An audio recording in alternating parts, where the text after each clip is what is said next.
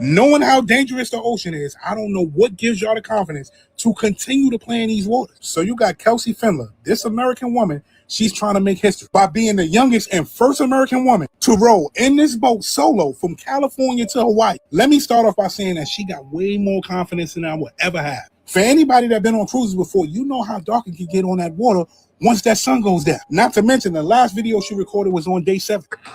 Day 7 of becoming the first American woman to row solo from California to Hawaii. On day 4, she was on the phone with her team, and her team was telling her that some crazy weather was coming her way. And all I'm thinking is, what happens if this boat capsizes? What happens if that weather is stronger than her purpose? And apparently, she ain't scared. She out there looking like she having a good time. Listen to this. She look like she having a ball. Nah, man. Nah, I couldn't do it. This shit is crazy. Today's been epic. This morning around like 3 a.m. the system started to move through and it was like driving rain sideways for an hour. The winds were like 30 knots. It was still dark. I couldn't see anything. And then the wind started to pick up. I couldn't do it. They're saying this trip could take about 30 days.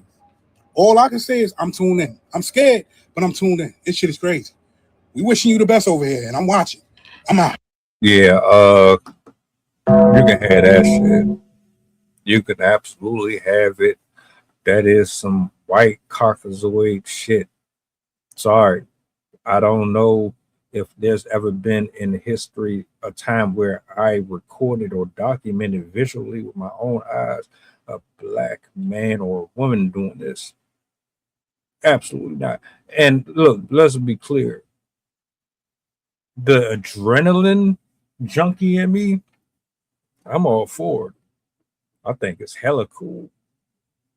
You know, first of all, you get to isolate yourself from a bunch of toxic ass people.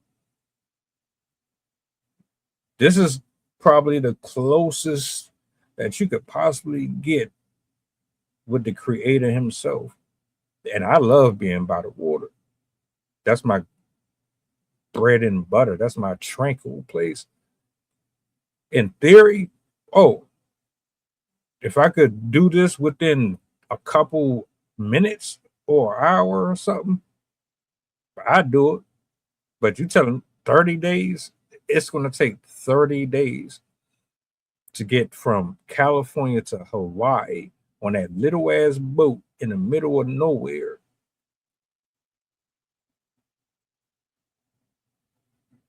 So you just eating, shitting, and pissing in the ocean. Wiping your ass with salt water. What did you eat for 30 days? It's been 7 so far. And that's just from the time step. I don't even know how long it's been since then. But you got one guy who's walking from Philly to, I can't remember where. You had those monks that was walking from one place all the way this side somewhere. I think it's notable if you're doing it for the right causes. This shit right here just seemed like you bored. You ain't got nothing better to do. You want to break a record. Okay, that's fine. I couldn't imagine doing that shit. I've never been on a cruise ship or a boat, but I know it got to be hella dark out there. The water's crashing and all that shit. I've been on boats. Don't get it twisted. I've been on boats that's been close to the water. That ain't no joke. How do you sleep? Like, shout outs, respect to you. No way. I admire people who can do stuff like this, man, because we only live once. And you want to get the most out of this life while you can. You don't want to be just stuck in like a sardine in a can, you know what I'm saying? But nah. What if a storm hit? it started raining hella bad. The winds get extremely rough, and like people were saying, what if the boat get flipped over? You got sharks and fucking whales, and hell, you trying to meet the Loch Ness monster. You trying to run to the fucking Leviathan and whatever else is in that fucking ocean. That would be hella cool though. Like you got a story that nobody else could tell. You seen the things that nobody else will ever see. I ain't mad at that. Like that's why I say a part of me is like, this shit is kind of exciting, but flip side, I don't really swim that well. And something that a woman said in the comment section, what kind of phone service you got? There ain't no cell towers in the fucking ocean. So how are you able to record and send this shit out to people?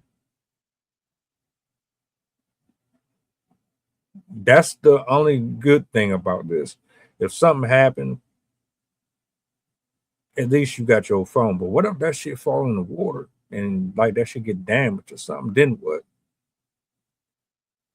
Are people still going to be able to locate your ass if your device is no longer available?